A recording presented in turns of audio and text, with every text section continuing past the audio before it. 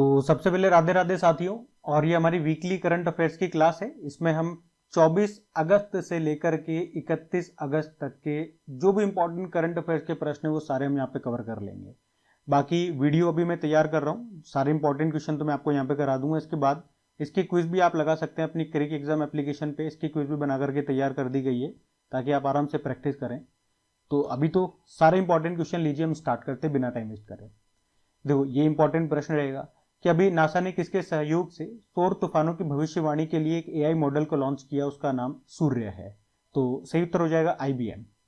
और हाँ, जो भी डेली हमसे करंट अफेयर्स पढ़ते हैं या वीकली करंट अफेयर्स या मंथली आप पढ़ते हैं तो आपको पता है जो वीकली और मंथली वाला सेशन होता है उसमें इंपॉर्टेंट क्वेश्चन ही मैं लेकर के आता हूँ और जो आपको डिटेल देता हूँ वो इंपॉर्टेंट पॉइंट से आपको बताता हूँ, पॉइंट टू पॉइंट। पूरा डिटेल में लेकर के नहीं चलता हूँ क्योंकि वो तो ऑलरेडी हम करंट अफेयर्स की डेली वाली क्लास में पढ़ते हैं। जैसे कि देखो, इस प्रश्न में हमें क्या क्या पढ़ना चाहिए। नासा ने अभी सौर तूफानों की भविष्यवाणी के लिए किस कंपनी के साथ सहयोग किया, तो आईबीएम के साथ, और इसके साथ सहयोग करके इन्होंने एक एआई मॉडल तैयार किया, उसका नाम क्या है, सूर्य है। ये तीन बातें याद रखनी है। अब ये काम क्या करेगा तो नाम से क्लियर हो रहा है, भविष्यवाणी करेगा। जब भी भविष्य में अगर सौर तूफान आएंगे, सोलर स्टॉर्म इसको कहते हैं अंग्रेजी में, तो उसकी पहले से भविष्यवाणी कर देगा। अगर पहले से हमें पता लग जाएगा कि हाँ आने वाले हैं तो उससे हम क्या कर पाएंगे, हमारे जो भी सैटेलाइट्स हैं, उपग्रह हैं, बिजली ग्रिड हैं, दूरसंचार जो भी प्रणालियां हैं, उनको सौर तूफानों से हम बचा पाएंगे, उनसे होने वाले नुकसानों से हम बच पाएंगे। बाकी आईबीएम की बात कर रहे हैं, इसका फुल फॉर्म होता है इंटरनेशनल बिजनेस मशीन। न्यूयॉर्क में इसका मुख्यालय है। इसके सीईओ अरविंद कृष्णा है। इसका निकनेम जरूर याद रखना, बिग ब्लू है, एग्जाम में प्रश्न पूछा जा चुका है। अगला देखते हैं। फिर अगला प्रश्न भी इंपॉर्टेंट मार्क करना कि अभी भारत का पहला 100% डिजिटल साक्षर राज्य ये कौन सा बन चुका है। तो आपको सभी को पता होगा, इसका उत्तर क्या होगा, केरल होगा। तो केरल ये भारत का पहला 100% डिजिटल साक्षर राज्य बन गया है। और इसके लिए कौन सा कार्यक्रम और कब चलाया गया था, 2023 में केरल ने डिजी केरलम कार्यक्रम शुरू किया था और उसी के माध्यम से आज केरल 100% डिजिटल लिटरेसी वाला राज्य बन चुका है। इसका मतलब क्या हो गया, इसका मतलब वहां पे जितने भी आयु वर्ग के लोग हैं, चाहे वो बुजुर्ग से बुजुर्ग ही क्यों ना हो, उनमें डिजिटल लिटरेसी आ गई। मतलब उनको आप मोबाइल दे दो, कंप्यूटर दे दो, उससे वो ऑपरेट कर पाएंगे। ठीक है, डिजिटल लिटरेसी का ये मतलब हो गया। तो जो भी डिजिटल उपकरण होगा उसे वो ऑपरेट कर पाएंगे, तो उसे हम डिजिटल साक्षर व्यक्ति बोलेंगे।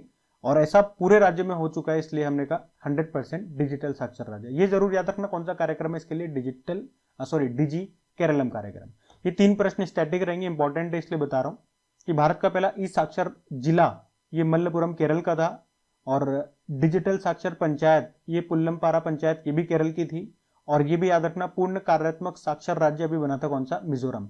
और किस कार्यक्रम के अंतर्गत, तो केंद्र का है उल्लास कार्यक्रम, उसी के अंतर्गत। ये इंपॉर्टेंट रहेगा प्रश्न, एग्जाम में आने वाला प्रश्न है ये। अगला देखते हैं। बाकी अगले में पूछ रहे हैं कि अभी नाटो ने अपना रसद मुख्यालय लॉजिस्टिक हेडक्वार्टर कहां पर स्थापित करने की घोषणा की है, तो याद रखना स्वीडन में स्थापित करेगा। बाकी नाटो मतलब नॉर्थ अटलांटिक ट्रीटी ऑर्गेनाइजेशन, स्थापना होती है 1949 और हेडक्वार्टर ब्रुसेल बेल्जियम में। मार्क रूटे इसके सेक्रेटरी जनरल हैं। स्वीडन इसका नवीनतम सदस्य देश 32 नंबर का बना था। ठीक है, अगला देखते हैं। फिर अगले में पूछ रहे हैं ऑलिव रिडले कछुओं की सुरक्षा के लिए अभी दूसरी मरीन एलिट फोर्स की घोषणा किसने की है, तो ये की थी तमिलनाडु ने। तो तमिलनाडु ने अभी कहां पर, चेन्नई में ऑलिव रिडले जो कछुए हैं उनकी सुरक्षा के लिए दूसरी मरीन एलिट फोर्स स्थापित करने की घोषणा की थी। ये क्या करेंगे, जो लुप्त प्राय ऑलिव रिडले जो कछुए हैं उनको सुरक्षा देंगे, उनके घोंसले को बचाएंगे, ये इनका काम होगा। और ये दूसरी है मरीन एलिट फोर्स। इससे पहले इन्होंने जो मरीन एलिट फोर्स बनाई थी वो कहां पे बनाई थी और कब बनाई थी, 2024 में रामनाथपुरम में। और आपको बताइए भारतीय तटरक्षक बल इंडियन कोस्ट गार्ड फोर्स ये उड़ीसा के तट पर हर साल कछुओं की, इन ऑलिव रिडले कछुओं की सुरक्षा के लिए ऑपरेशन ओलिविया चलाते हैं, ये भी याद रखना। अगला देखते हैं। फिर अगले में पूछ रहे हैं अभी किस राज्य के प्रेमचंद पुखरामबम को ललित कला अकादमी पुरस्कार से सम्मानित किया गया, तो ये मणिपुर से है, याद रखना। कहां से है, मणिपुर से। मणिपुर के मूर्तिकार है बेसिकली ये, प्रेमचंद पुखरामबम इनका नाम है। और अभी 2025 में लकड़ी की बनी मूर्ति, इन्होंने एक लकड़ी की मूर्ति बनाई थी, उसको नाम दिया था मेड मी चेंज, और उसी के लिए इनको ललित कला अकादमी पुरस्कार 2025 से सम्मानित किया है। ठीक है, तो ये ध्यान में रखना, पुरस्कार है ये। बाकी पूरी डिटेल्ड शीट में आपके सामने लगाता हूं। अगर और भी आप डिटेल में जानकारी चाहिए या स्टैटिक प्रश्न जो भी आप पढ़ना चाहते हैं डिटेल में, तो वीडियो को पॉज करके आराम से रीड कर सकते हैं, कोई जल्दबाजी नहीं आपको। ठीक है, हम अगले प्रश्न की ओर बढ़ते हैं अभी। फिर अगले में देखो, अगला क्या है प्रश्न, अपॉइंटमेंट का है। लगातार तीसरी बार भारतीय मुक्केबाजी महासंघ के अध्यक्ष कौन बन गए हैं, तो सही उत्तर हो जाएगा अजय सिंह बन गए हैं। यानी कि बॉक्सिंग फेडरेशन ऑफ इंडिया की हम बात कर रहे हैं और इसके प्रेसिडेंट अजय सिंह बन गए, लगातार तीसरी बार बने हैं। जबकि महासचिव यानी कि सेक्रेटरी जनरल किसको बनाया गया, तो ये प्रमोद कुमार को बनाया गया है। अब आपके लिए एक होमवर्क प्रश्न हो जाता है, ये जो मैंने बाकी अजय अजय अजय नाम लिखे हैं ना, ये आप बता दो ये अभी क्या बने थे। ये सारे अपॉइंटमेंट ही हैं, लेकिन अजय से मैंने कंफ्यूज करने के लिए एक साथ लिख दिया आपको। बताओ ये क्या बने थे अभी। ये आपके लिए होमवर्क प्रश्न हो गया आज का पहला। अगला देखते हैं। फिर अगले प्रश्न में पूछ रहे हैं, अभी हाल ही में केंद्र सरकार किस राज्य की पंपा नदी को राष्ट्रीय नदी संरक्षण योजना के तहत शामिल करेगी। तो पंपा नदी कहाँ की, बेसिकली ये स्टैटिक प्रश्न पूछना चाह रहा है आपसे, तो ये है केरल की। और मैं आपको बता दूं ये केरल की तीसरी सबसे लंबी नदी है पंपा नदी। केरल की सबसे लंबी नदी पेरियार है, दूसरे नंबर पे भारतपुड़ा नदी और तीसरे पे पंपा नदी है। और अभी पंपा नदी न्यूज में क्यों है, क्योंकि इसको केंद्र ने राष्ट्रीय नदी संरक्षण योजना जो चलती है उसमें शामिल कर लिया है। जिसका उद्देश्य क्या है, नदी से प्रदूषण को कम करना, उसके जल को स्वस्थ करना। इसे याद रखना, पंपा नदी को दक्षिणी भागीरथी या केरल की गंगा भी कहते हैं। तो केरल में आपको जो भगवान अयप्पा को समर्पित सबरीमाला मंदिर आपको पता है ना, वो इसी नदी के किनारे है। और ये योजना शुरू कब हुई थी, 1995 में। इंग्लिश में बोलोगे नेशनल रिवर कंजर्वेशन प्लान। उद्देश्य है नदियों में प्रदूषण को कम करना, जल की गुणवत्ता में सुधार करना। फिर अगले में क्या पूछ रहे हैं कि मदरसा बोर्ड को भंग करके अल्पसंख्यक शिक्षा प्राधिकरण का गठन किसने किया है। तो सही उत्तर हो जाएगा उत्तराखंड ने। आपको बताए उत्तराखंड अभी यूनिफॉर्म सिविल कोड को लागू करने वाला पहला राज्य बन गया था स्वतंत्रता के बाद, तो इसीलिए इसने ये काम कर दिया है। इसका मतलब क्या हो गया कि अगले साल से मदरसा बोर्ड खत्म हो जाएंगे उत्तराखंड में। अभी इसके लिए उत्तराखंड सरकार ने अभी अल्पसंख्यक शिक्षा अधिनियम विधेयक को पेश किया था। इसके तहत अब जो भी वहां पे अल्पसंख्यक रहते हैं और जो भी अपने शिक्षण संस्थान वो चलाते हैं, वो एक प्राधिकरण, एक अथॉरिटी के अधीन होंगे। ये इसका मतलब हो गया। मतलब वो अथॉरिटी ही इन अल्पसंख्यकों के जो भी शैक्षणिक संस्थान होंगे उनको मान्यता देगा। जैसे कि मुस्लिम्स का होता है मदरसा बोर्ड, उसी तरह से और भी जो अल्पसंख्यक है उनके जो भी शिक्षण संस्थान होंगे वो इसके अंदर आएंगे। और ऐसा करने वाला उत्तराखंड पहला राज्य बन गया। तो इंपॉर्टेंट प्रश्न रहेगा, ध्यान में रखना। अगला देखते हैं। फिर अगले में क्या पूछ रहे हैं भैया, राष्ट्रीय अंतरिक्ष दिवस आप सभी जानते हो नेशनल स्पेस डे कब मनाया जाता है, 23 अगस्त को मनाया जाता है। थीम क्या है, आर्यभट्ट 2 गगनयान। और आप सब जानते हो ऐसा क्यों, क्योंकि हमारा जो चंद्रयान मिशन था वो सफल लैंड कर गया था चंद्रमा के ऊपर। चंद्रमा पे लैंड करने वाले हम दुनिया के चौथे देश बने थे, लेकिन हमने साउथ पोल पे लैंड किया था और साउथ पोल पे लैंड करने वाले हम पहले देश बने थे दुनिया के। कब लैंड किया था, लॉन्च तो हमने इसको 14 जुलाई 2023 में कर दिया था, लेकिन सफलतापूर्वक वे वहां पे पहुंच गया था 23 जुलाई को। इसीलिए 23 अगस्त को, इसीलिए 23 अगस्त को हम ये दिन मना रहे हैं राष्ट्रीय अंतरिक्ष दिवस। और कहां से लॉन्च किया था, सतीश धवन अंतरिक्ष केंद्र से। ये याद रख लेना, रॉकेट कौन सा था, LV-M3M4, जिसे बाहुबली या फेटबॉय भी कहते हैं। एक लैंडर था, नाम है विक्रम, रोवर का नाम था प्रज्ञान, प्रोजेक्ट डायरेक्टर का नाम याद रख लो, एग्जाम में आ चुका है, पी वीर मुथुवेल। और जिस स्थान पे लैंड किया था, जिस स्थान पे उतरा था, उसको हमने नाम दिया है शिव शक्ति। ठीक है, ध्यान रखना। देखो 2 स्टूडेंट ने बताया भी था कि एक बार तो उनके एग्जाम में प्रोजेक्ट डायरेक्टर का नाम पूछा गया था और एक लॉन्चिंग डेट पूछा गया था। तो सब मैंने आपको बता दिया। अगला देखते हैं। अगला प्रश्न बुक से है। बुक है जस्टिस डिनाइड जस्टिस लॉस्ट। किसने लिखा है इस बुक को, तो कंचन चक्रवर्ती ने इस बुक को लिखा है। सिर्फ बुक का नाम याद रखो, लेखक का नाम याद रखो। ठीक है, अगला देखते हैं। अच्छा, एक और अपॉइंटमेंट आ गया कि अभी डोनाल्ड ट्रंप जो कि अमेरिका के राष्ट्रपति, उन्होंने किसे भारत में अमेरिकी राजदूत एम्बेसडर के रूप में नियुक्त किया है, तो सर्जियो गौर आंसर हो जाएगा। सर्जियो गौर का नाम आपको याद रखना है। इन्होंने किनका स्थान लिया, अगर ये पूछेंगे तो एरिक गारसेटी का स्थान लिया है। अब हमें सर्जियो गौर का नाम याद रखना है। ठीक है, अगला देखते हैं। अगला प्रश्न इंपॉर्टेंट रहेगा कि अभी खेलो इंडिया जल खेल महोत्सव वाटर स्पोर्ट्स फेस्टिवल जो अभी हुए थे उसमें टॉप पर कौन रहा। प्रश्न तो मेडल टैली से है, लेकिन क्या क्या प्रश्न आपको याद रखने में आपको बता देता हूं। देखो उत्तर तो हम देख लेंगे, मध्य प्रदेश यहाँ दिख गया होगा। एक तो ये याद रखना, ये जो खेलो इंडिया वाटर स्पोर्ट्स फेस्टिवल है पहली बार हुआ, तो प्रश्न मैंने कहा इंपॉर्टेंट है। कहां पर हुआ, श्रीनगर में जो डल झील है वहां पर हुआ, जम्मू कश्मीर है ना। और मैस्कोट याद रखना, हिमालयन किंगफिशर इसका मैस्कोट था। मेडल टेनी आपके सामने है, पहले स्थान पे मध्य प्रदेश है, 10 गोल्ड है, 3 सिल्वर है, 5 ब्रोंज है, टोटल 18 हो गए। फिर उड़ीसा है, फिर केरल है। टॉप 3 मैंने आपको बता दिए। ठीक है, तो सब तरह से जो भी प्रश्न बन सकते हैं हमने यहाँ पे पढ़ लिया है, ध्यान में रखना है आपको। अगला देखते हैं। फिर अगला प्रश्न अपॉइंटमेंट से है, लेकिन प्रश्न इंपॉर्टेंट है। वैसे तो बार बार बोलने की मेरी आदत पड़ रही है, आप सभी जानते हो। वीकली और मंथली में मैं सारे इंपॉर्टेंट ही लेकर के आता हूं, लेकिन क्या करें, आदत से हूं मजबूर। तो प्रश्न क्या कह रहा है भैया कि अभी प्रधानमंत्री नरेंद्र मोदी के उप राष्ट्र सुरक्षा सलाहकार, इंग्लिश में बोलोगे तो डेप्यूटी नेशनल सिक्योरिटी एडवाइजर कौन बने हैं? तो अनीश दयाल सिंह। अनीश दयाल सिंह का नाम आपने ऑलरेडी पहले सुन रखा है, क्योंकि अभी तक हमारे सीआरपीएफ के प्रमुख थे, पूर्व प्रमुख थे आप कह सकते हो, लेकिन अभी हमारे deputy national security adviser. National security adviser तो आप जानते हो ना कौन है, अजीत डोभाल है, और ये डेप्यूटी बन गए हैं। ठीक है, अब आपके लिए एक और होमवर्क प्रश्न बन जाता है। चलो ये आप बताओ सीआरपीएफ के अभी वर्तमान में डायरेक्टर जनरल कौन है? ठीक है, बताओ ये, हम अगला देखते हैं। लो भैया, ये प्रश्न एग्जाम में छपने वाला प्रश्न।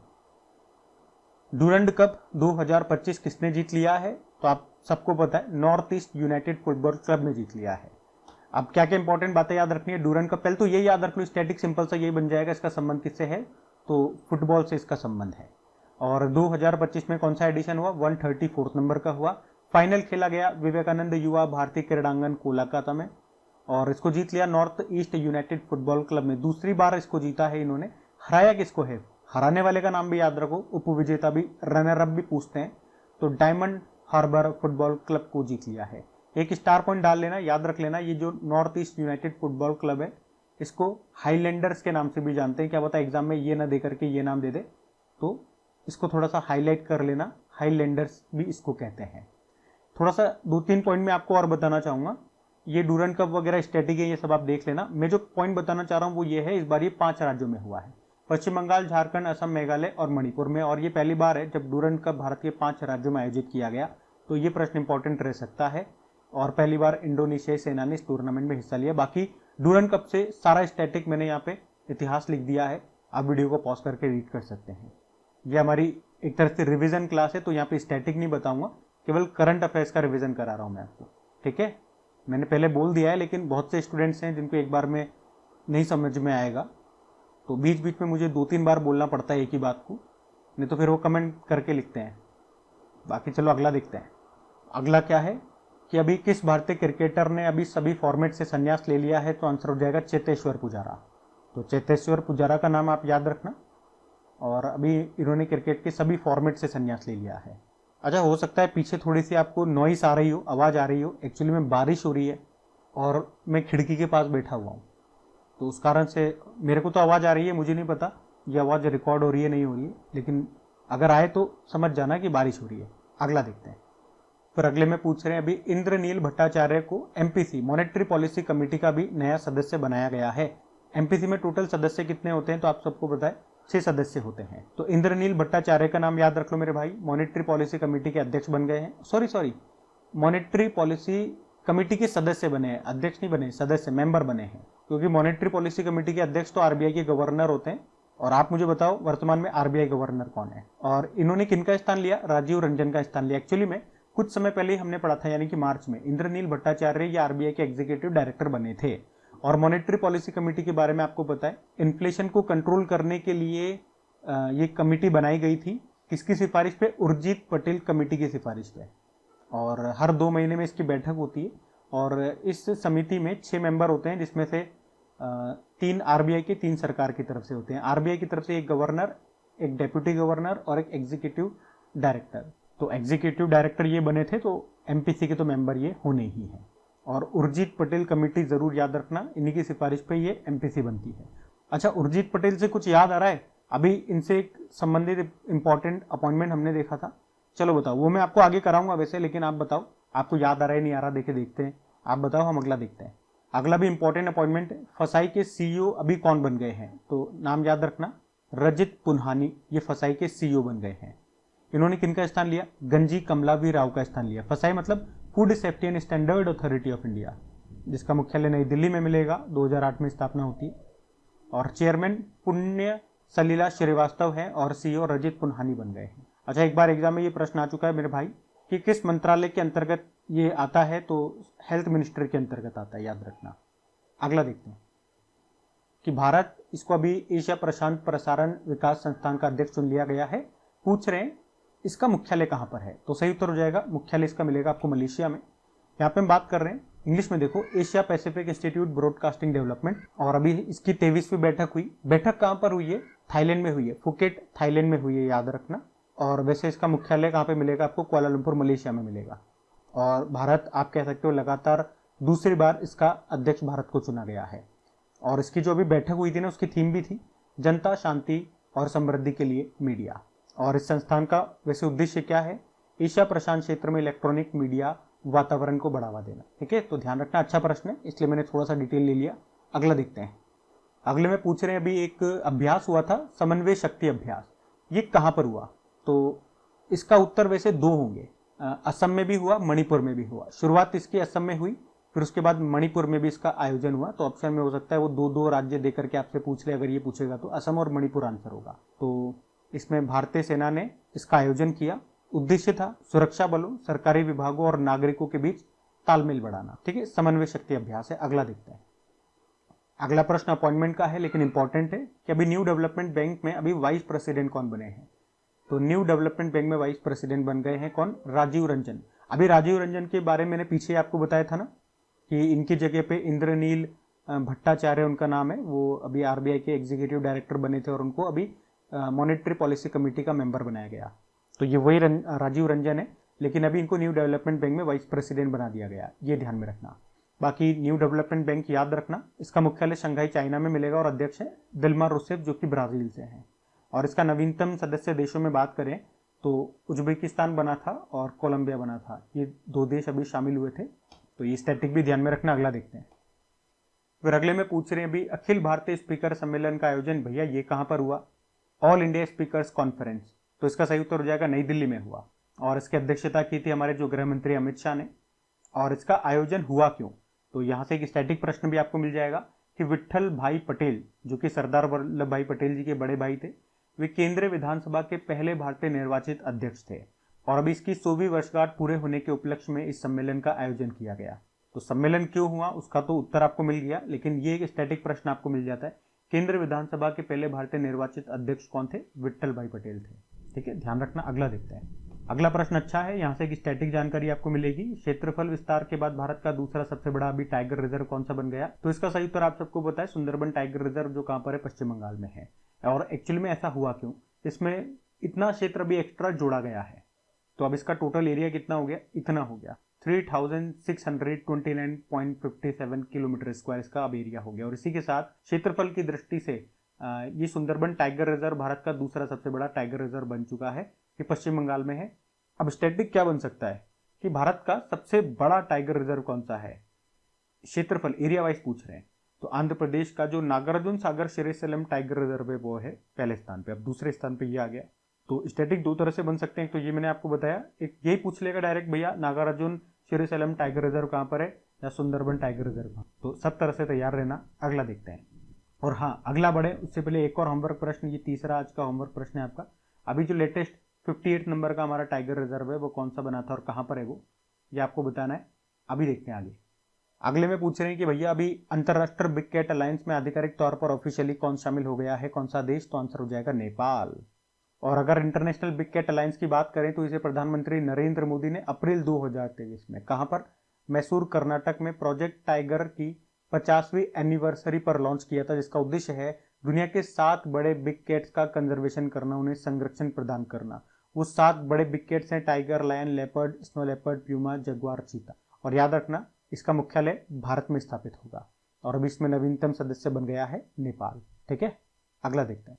फिर अगले में पूछ रहे हैं भैया अभी स्मार्ट सिटी इंडेक्स 2025 आया है, इसमें टॉप पर कौन है? तो टॉप पर ज्यूरिख है, स्विट्जरलैंड का ज्यूरिख। तो याद रखना कौन सा इंडेक्स है? स्मार्ट सिटी इंडेक्स है, इसको आईएमडी ने जारी किया। आईएमडी मतलब इंस्टीट्यूट फॉर मैनेजमेंट डेवलपमेंट। तो इसमें टॉप पर ज्यूरिख है, दूसरे पे नॉर्वे का ऑस्लो और तीसरे पे स्विट्जरलैंड का जेनेवा। भारत में बात करेंगे तो 4 शहरों को इस लिस्ट में शामिल किया, जिसमें टॉप पर दिल्ली है। पूरी लिस्ट में दिल्ली 104 स्थान पर है। ठीक है, तो दुनिया में टॉप, भारत में टॉप, ये मैंने आपको बता दिया। अगला देखते हैं। फिर अगले में पूछ रहे हैं भैया कि भारत का पहला फिनटेक हब IGFTCH ये कहां पर लॉन्च हुआ है? तो सही उत्तर हो जाएगा उड़ीसा। इसका फुल फॉर्म क्या हो गया? Integrated global financial tech capacity hub. अगर एक लाइन में मैं आपको मतलब समझाऊं कि इसका मतलब क्या हो गया, तो भुवनेश्वर को फिनटेक, यानी कि फिनटेक मतलब होता है फाइनेंशियल टेक्नोलॉजी, तो भुवनेश्वर को फाइनेंशियल टेक्नोलॉजी का हब बनाना इसका मुख्य उद्देश्य है। और इसके लिए किसकी सहायता ली जाएगी? तो global finance and technology and network की सहायता ली जाएगी, जिसका मुख्यालय सिंगापुर में है। और ये भी प्रश्न आ सकता है कि इसे किस पहल के तहत, किस इनिशिएटिव के तहत अभी लॉन्च किया, तो भारत नेत्र पहल के तहत इसको लॉन्च किया गया है। ये पॉइंट भी ध्यान में रखना। अच्छा प्रश्न है ये, वैसे हम पहले भी पढ़ चुके हैं। भारत की पहली शहरी रोपवे परिवहन प्रणाली ये कहां पर शुरू होगी? एक्चुअली में अभी इसका ट्रायल शुरू हो चुका है, बन चुकी है। हमने इसको पहले तब पढ़ा था जब ये शुरू नहीं हुई थी, तब घोषणा हुई थी, 1-2 साल पहले की बात है। लेकिन अभी ट्रायल चल रहा है भैया, जल्दी ये चालू हो जाएगी, तो प्रश्न न्यूज में है, तो सही उत्तर हो जाएगा वाराणसी। इसे काशी रोपवे भी कहते हैं। इसमें मतलब रोपवे मतलब ये रोप होगी, रस्सी होगी, और यहाँ से यहाँ पे जाना है। तो आपने देखा होगा मूवीज में ये ऐसे केबल लटका दिए जाएंगे, फिर ये चलते हैं आगे ऐसे करके। तो 148 केबिन होंगे, और कितनी दूरी ये तय करेंगे? 3.75 किलोमीटर की दूरी ये तय करेंगे। ये एक स्थान और दूसरे स्थान को जोड़ेगा। तो इसमें से एक स्थान है बनारस कैंट स्टेशन, उसको गोदलिया चौक से जोड़ा जाएगा। और एक पॉइंट और देख लो, इसमें बर्थोलेट एक कंपनी है स्विट्जरलैंड की, उसकी तकनीक का इस्तेमाल होगा, या आप कह सकते हो स्विट्जरलैंड का सहयोग इसमें लिया जा रहा है। कैसे भी प्रश्न आ सकता है, ध्यान में रखना। अगला देखते हैं। अगला एक महोत्सव है, फेस्टिवल। कौन सा? मारबत महोत्सव। पुतलों की परेड होती है इसमें। ये कहां पर मनाया गया? तो महाराष्ट्र में मनाया गया। ठीक है, तो बता दिया मैंने, पुतलों की परेड वाला ये महोत्सव है मारबत, ये महाराष्ट्र के नागपुर शहर में मनाया गया। फिर अगले में पूछ रहे हैं भैया, फिडे वर्ल्ड कप 2025 का आयोजन ये कहां पर होगा? अब आपको ये पता, ये होगा तो भारत में ही। भारत में भी कहां पर होगा इसकी घोषणा कर दी गई है, तो ये गोवा में होगा, अक्टूबर नवंबर में होगा, ये आप ध्यान रखना। कहां पे? गोवा में। फिर अगले में पूछ रहे हैं कि लिथुआनिया जो देश है, इसकी नई प्रधानमंत्री बन गई है, उनका नाम क्या है? तो इनका नाम है इंगा रुगिनियन। इंगा रुगिनियन इनका नाम है, याद रखना, लिथुआनिया की।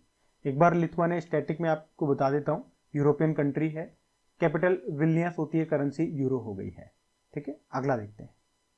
अगले में पूछ रहे हैं अभी किसने प्रोजेक्ट आरोहण को शुरू किया? तो इसको शुरू किया है NHAI, national highways authority of India ने।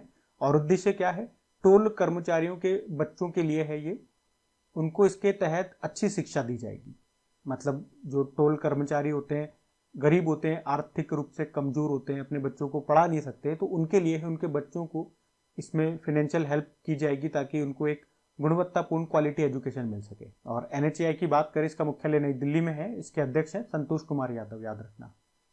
फिर अगले में पूछ रहे हैं, अभी इसरो ने एकीकृत वायु ड्रॉप परीक्षण का सफल परीक्षण किया, और इसका संबंध किस मिशन से है? तो सही उत्तर हो जाएगा गगनयान मिशन।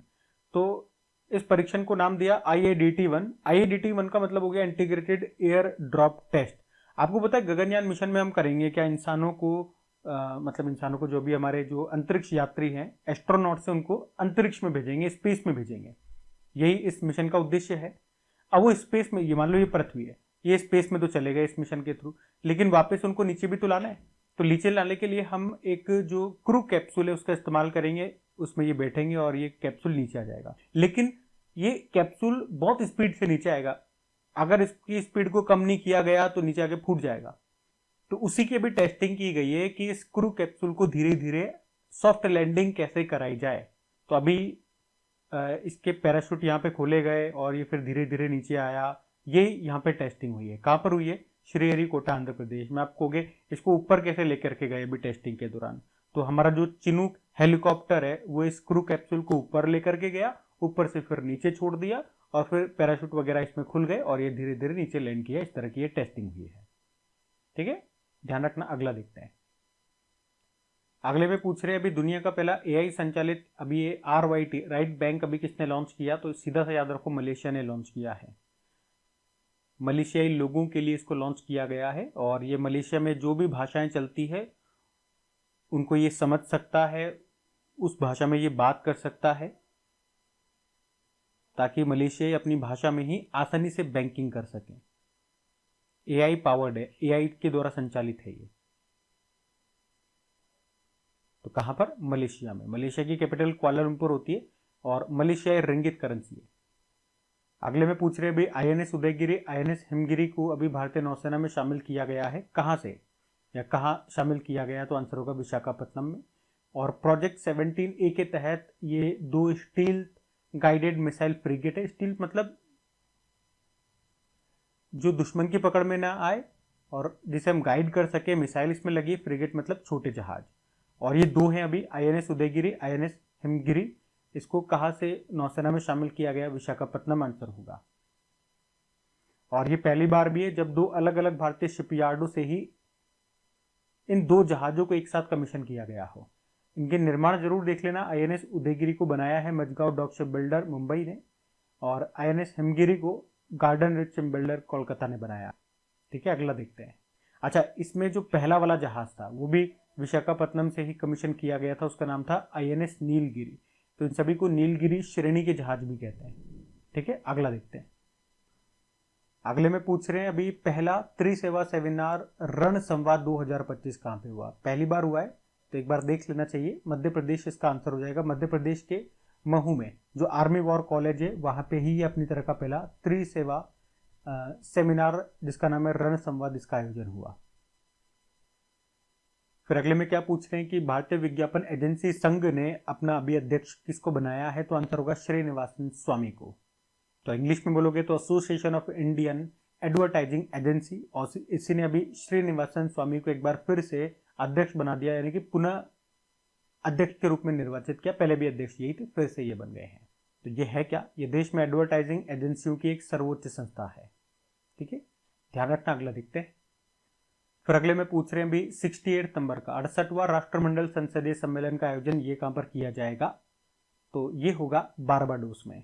कब होगा ये? इसी साल अक्टूबर में होगा। 68 नंबर का कॉमनवेल्थ पार्लियामेंट्री कॉन्फ्रेंस बारबाडोस के ब्रिज टाउन में होगा, और इसमें भारत को रिप्रेजेंट करेंगे हमारे लोकसभा अध्यक्ष ओम बिरला। अगला प्रश्न बुक से है कि प्रोजेक्ट नन्ही कली पर आधारित एक कॉफी टेबल बुक है, नाम है मे अ मिलियन बर्ड्स ब्लूम। इसको अभी लॉन्च किसने किया? तो लॉन्च किया आनंद महिंद्रा ने, और इन्होंने ही ये प्रोजेक्ट नन्ही कली शुरू किया था 1996 में, और उसी पर आधारित ये कॉफी टेबल बुक है। कॉफी टेबल बुक मतलब जिसमें चित्र चित्र होते हैं। इन्हीं बच्चियों की इसमें फोटो है। ये जो नन्ही कली प्रोजेक्ट चलाया था, इसका उद्देश्य है आर्थिक रूप से कमजोर परिवारों की बच्चियों को 10 साल की स्कूली शिक्षा पूरी करने में मदद करना। तो इन्हीं बच्चियों की इसमें फोटोज हैं, और इस बुक को तैयार किया है नित्या मनोज कुमार ने, लॉन्च किया आनंद महिंद्रा ने। अगला प्रश्न है निधन से संबंधित के औषधीय पौधे जिसका नाम है आरोग्य पच, इसकी खोज करने वाले कट्टीमथन कानी का निधन हो गया। वे कहां से थे? तो वे केरल से थे। केरल के कानी समुदाय, कानी आदिवासी जो समुदाय है उसके एक व्यक्ति थे कुट्टीमथन कानी, और उन्होंने ही आरोग्य पच बोल दो, और इसका साइंटिफिक नेम होता है ट्राइकोपस जेलेनिक्स, इस औषधीय पौधे की खोज की थी। ये पौधा बड़ा इंपॉर्टेंट होता है। इससे शरीर में अगर आप खा लोगे तो इंस्टेंट एनर्जी आपको मिल जाएगी, जो थकान होती है वो दूर हो जाएगी। शक्ति प्रदान करने वाला ये एक औषधीय पौधा था। इसी की खोज इन्होंने की थी, और इसी का इस्तेमाल होता है। एक जीवनी हर्बल औषधि आती है उसमें, लेकिन इनका भी निधन हो गया। तो प्रश्न न्यूज में है, ध्यान रखना। अगला देखते हैं। अगले में पूछ रहे हैं अभी सिटी बायोडाइवर्सिटी सूचकांक को लॉन्च करने वाला अभी शहर कौन सा बना है? तो सही उत्तर हो जाएगा ऑप्शन में देखोगे तो चेन्नई। तो चेन्नई ये सिटी बायोडाइवर्सिटी इंडेक्स को लॉन्च करने वाला, ये आप यूं लिखो, तमिलनाडु का पहला शहर बन गया है। तमिलनाडु राज्य का पहला शहर बन गया है सिटी बायोडाइवर्सिटी इंडेक्स को लॉन्च करने वाला। तमिलनाडु के मुख्यमंत्री MK स्टालिन ने इसको भी लॉन्च किया। और ये भी बन सकता है प्रश्न किसके सहयोग से? तो सिंगापुर के सहयोग से। फिर अगले में पूछ रहे हैं कि 2026 में भारतीय टूर ऑपरेटर संघ का 41वां वार्षिक सम्मेलन ये कहां पर होगा? तो याद रखना ये विशाखापट्टनम में होगा। ये 2026 में होगा 41वां। आप पूछोगे अभी 2025 में जो इसका 40वां संस्करण है वो कहां पर हुआ? तो वो हुआ अभी पुरी में, पुरी उड़ीसा में हुआ, अभी अगस्त के महीने में हुआ था। ठीक है, तो उसको भी नोट कर लेना। अगला प्रश्न एक्सरसाइज से है, ब्राइट स्टार एक्सरसाइज, और अभी भारत ने इसमें हिस्सा लिया। ये हुआ कहां पर था और किसने इसका आयोजन किया? तो इजिप्ट इसका आंसर हो जाएगा। ब्राइट स्टार अभ्यास एक तरह का ये त्रिसेवा बहुपक्षीय अभ्यास है। बहुपक्षीय मतलब बहुत सारे देश हिस्सा लेते हैं। त्रिसेवा यानी कि तीनों सेनाएं, जल थल वायु, उसमें हिस्सा लेती है। द्विवार्षिक मतलब हर 2 साल में एक बार होता है। आयोजन इजिप्ट करता है। कहां पर? इजिप्ट में ही इस बार हुआ। भारत की तरफ से 700 से ज्यादा सैनिकों ने इसमें हिस्सा लिया था। ठीक है, तो ध्यान रखना, मल्टीलेटरल एक्सरसाइज है। अच्छा, आप मुझे बताओ इसी साल, वैसे मैं आपको बता दूं, ये आपको पता भी है वैसे, इंडिया और इजिप्ट के बीच में एक एक्सरसाइज होता है, साइक्लोन एक्सरसाइज। आप बताओ इस साल इसका आयोजन कहां पर किया गया? बाकी इजिप्ट की स्टैटिक आप जानते ही हो, ये अफ्रीकी कॉन्टिनेंट का एक देश हो गया। काहिरा, कैपिटल करेंसी मिस्र पाउंड, अब्दुल फतेह अल सीसी इसके प्रेसिडेंट है। अब एक और हमने लिया मिलिट्री एक्सरसाइज का प्रश्न, ये है मैत्री अभ्यास। पूछ रहे कहाँ पर किया जाएगा, तो इसका सही उत्तर हो जाएगा मेघालय में। मैत्री अभ्यास याद रखना, पहले तो भारत और थाईलैंड के बीच में होता है, इस बार ये 14वां संस्करण होगा, अभी ये सितंबर को होगा।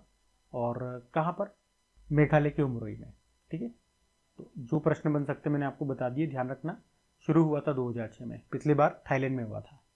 फिर अगले में पूछ रहे हैं अभी, राष्ट्रीय नामित प्राधिकरण नेशनल डेजिग्नेटेड अथॉरिटी स्थापित करने की घोषणा किसने की है, तो हमारे पर्यावरण मंत्रालय ने की है। अब अगर मैं इसको आपको समझाऊं तो आप यूं ध्यान रखो कि कार्बन एमिशन ट्रेडिंग के लिए इसकी स्थापना की गई, क्योंकि 2015 में जो पेरिस में कोप 21 हुआ था, पेरिस समझौता जिसे कहते हैं जलवायु परिवर्तन से निपटने के लिए, तो वहां पर कार्बन उत्सर्जन व्यापार की बात की गई थी, कार्बन एमिशन ट्रेडिंग की बात की गई थी। मतलब मान लो मैं एक देश हूं, आप एक देश हो, हमें जो कार्बन का उत्सर्जन करना है, मैंने आपको वैसे भी समझाया था, 100 पॉइंट आप समझो, 100 क्रेडिट बोलते हैं इसको, हम पॉइंट बोल रहे हैं, तो इतना करना है, इतना टारगेट है। ये ट्रक वाला पता नहीं क्या कर रहा है, फालतू में हॉर्न बजा रहा है। चलो हम देखते हैं कि हमारा टारगेट इतना इतना ही करना है, लेकिन मैंने कर लिया, कितना कार्बन उत्सर्जन किया, 30 पॉइंट किया, और आपने कर दिया मान लो 120 पॉइंट, तो आपने ज्यादा कर दिया ना, तो आप मुझसे खरीद लोगे, क्योंकि मेरे पास तो अभी 70 पॉइंट बचे हुए हैं, तो आप 20 पॉइंट मुझसे खरीद लो, मुझे पैसे दे दो उसके एवज में। तो ये होता है कार्बन एमिशन का व्यापार। और अभी जो पिछले साल कोप 29 हुआ था, वहीं पर इसकी स्थापना को मंजूरी दी गई थी, क्योंकि यही इस व्यापार की देखरेख करेगा। और उसी के बाद अभी इस कार्बन उत्सर्जन व्यापार के लिए हमने इसकी स्थापना कर दी है नेशनल डेजिग्नेटेड अथॉरिटी ने। हमारी ओर से किस मंत्रालय ने पूछेंगे तो पर्यावरण मंत्री, जिसके मंत्री कौन होते हैं, भूपेंद्र यादव। और इसमें होंगे 21 सदस्य, और इसके जो हेड होंगे, इस अथॉरिटी के हेड, वो बोला गया पर्यावरण मंत्रालय के जो सचिव है वो इसके हेड बनेंगे। और हाँ, इसमें एक पॉइंट और नोट कर लेना कि ये जो नेशनल डेजिग्नेटेड अथॉरिटी है, इसको पेरिस समझौते के अनुच्छेद 6.4 के तहत कार्बन उत्सर्जन व्यापार व्यवस्था को सक्षम करने के लिए बनाया गया है। ठीक है, ध्यान रखना। अगला देखते हैं। अगला अपॉइंटमेंट है, लेकिन इंपॉर्टेंट है। मैंने आपसे पूछा था कि अभी उर्जित पटेल का नाम आपने कहां पे सुना था, तो यही वही वाला प्रश्न है। इंटरनेशनल मॉनेटरी फंड के अभी एग्जीक्यूटिव डायरेक्टर कौन बन गए, तो उर्जित पटेल आंसर होगा। एक प्रश्न ये भी देख लो, अपॉइंटमेंट का ही है। कनाडा में भारत के उच्चायुक्त हाई कमिश्नर कौन बने हैं। वैसे ये हाई कमिश्नर उच्चायुक्त वाले प्रश्न इतने आते नहीं है, लेकिन किसी कारण से अगर प्रश्न या देश अगर न्यूज में है तो आ सकता है। तो इसका तो सही उत्तर हो जाएगा दिनेश के पटनायक ने। तो ये वाला ही प्रश्न मैं आपको क्यों करा रहा हूं, क्योंकि आपको याद होगा 2023 में जब कनाडा के प्रधानमंत्री थे जस्टिन ट्रूडो, तो उनके रहते दोनों देशों के बीच में, कनाडा और भारत के बीच में निज्जर विवाद के बाद राजनयिक संबंधों को बहाल कर दिया गया था। क्योंकि उस समय आपको याद होगा जस्टिन ट्रूडो ने एक कुख्यात अलगाववादी हरदीप सिंह निज्जर की हत्या में भारत का हाथ है, ऐसा उन्होंने आरोप लगाया था। और उसी के बाद विवाद काफी बढ़ गया था और राजनयिक संबंधों को बहाल करना पड़ा था। और उसके बाद अब जाकर के हमने वहां पे अपना उच्चायुक्त हाई कमिश्नर बनाया, और उसी तरह से कनाडा ने भी भारत में अपना हाई कमिश्नर बनाया है क्रिस्टोफर कूटर को। ठीक है, अगला देखते हैं। अगले में क्या पूछे, राष्ट्रीय खेल दिवस नेशनल स्पोर्ट्स डे कब मनाया जाता है, तो आंसर हो जाएगा 29 अगस्त को मनाया जाता है। किनकी जयंती होती है, मेजर ध्यानचंद जी की जयंती होती है। पहली बार इसको 2012 में मनाया गया था। ठीक है, अगला देखते हैं। अगला प्रश्न एक योजना से है, स्वनिधि योजना। प्रधानमंत्री स्वनिधि योजना को कब लॉन्च किया गया था, ये प्रश्न पूछ रहे हैं, तो याद रखना 1 जून 2020 को। अब ये इतनी पुरानी योजना अब क्यों पढ़ा रहा हूं मैं, क्योंकि अभी ये योजना न्यूज में है और इस योजना को अभी बढ़ा दिया गया, 31 मार्च 2030 तक के लिए बढ़ा दिया गया है। तो ये योजना कब लॉन्च हुई थी ये याद रखना, किस मंत्रालय के अंतर्गत, housing and urban affairs ministry के अंतर्गत आती है। और योजना का शुरू करने का उद्देश्य क्या था, कोविड-19 के समय जो स्ट्रीट वेंडर्स थे, सड़क विक्रेता, तो इसमें उनको अफोर्डेबल लोन देने के लिए ये योजना लाई गई थी, ताकि वो अपना काम फिर से शुरू कर सके। 3 बार में इसमें लोन दिया जाता है। पहले तो अच्छा, ये योजना का कार्यकाल तो बढ़ाया गया है, इसके अलावा राशि भी बढ़ा दी गई। पहले 10,000 रुपये दिए जाते थे पहली बार, लेकिन अभी 15,000 कर दिए। जब आप इसका भुगतान समय पे कर दोगे तो फिर आपको पहले 20,000 मिलते थे, अब 25,000 मिलेंगे। और 25,000 रुपये भी समय पे भुगतान कर दोगे तो फिर आपको तीसरी बार 50,000 रुपये दिए जाएंगे लोन के रूप में। इसमें कोई बदलाव नहीं है, 50,000 ही था पहले भी।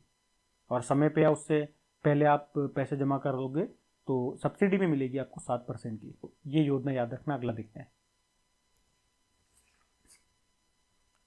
केंद्र की इस तरह की जो योजनाएं होती है इंपॉर्टेंट होती है, वो मैं आपको सारी बताता हूँ। अब एक प्रश्न ये भी देख लो, क्योंकि ये चैंपियनशिप अभी हो चुकी है।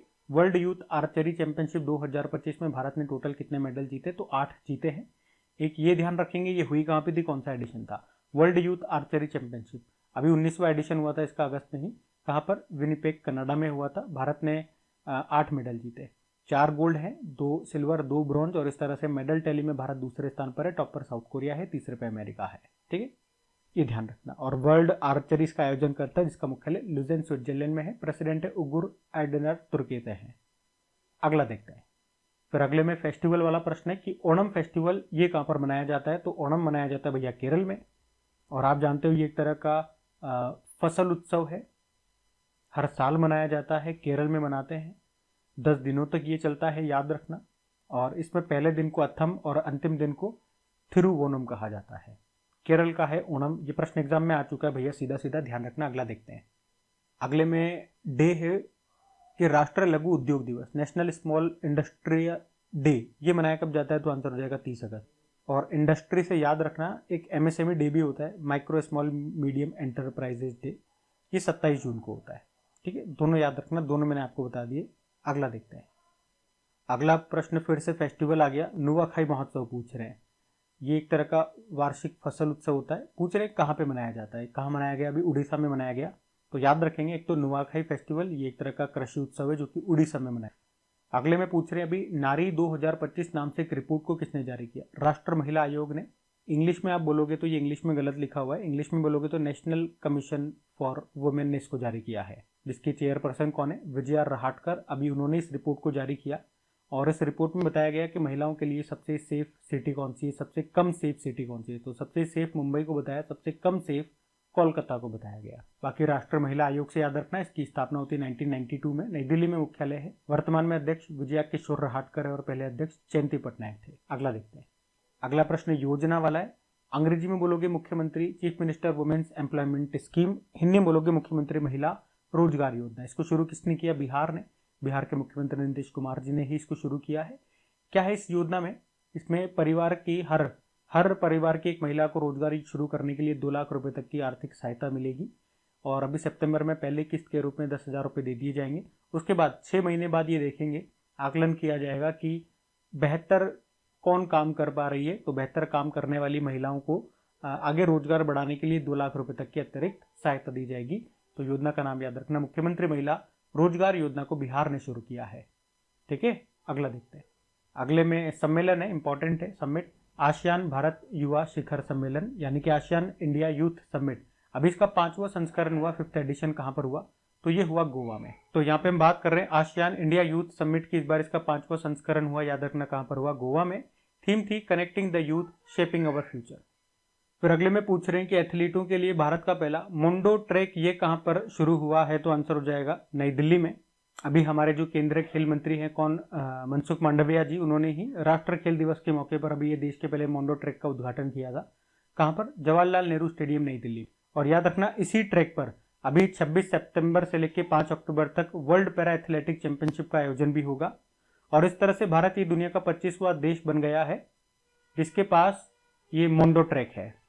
तो मोंडो ट्रैक क्या है? मोंडो वर्ल्ड वाइड कंपनी के द्वारा, यार ये ट्रक वाला एक कंपनी है मोंडो वर्ल्ड वाइड कंपनी, वो ट्रैक एंड फील्ड एथलीटों के लिए इसको तैयार करती है।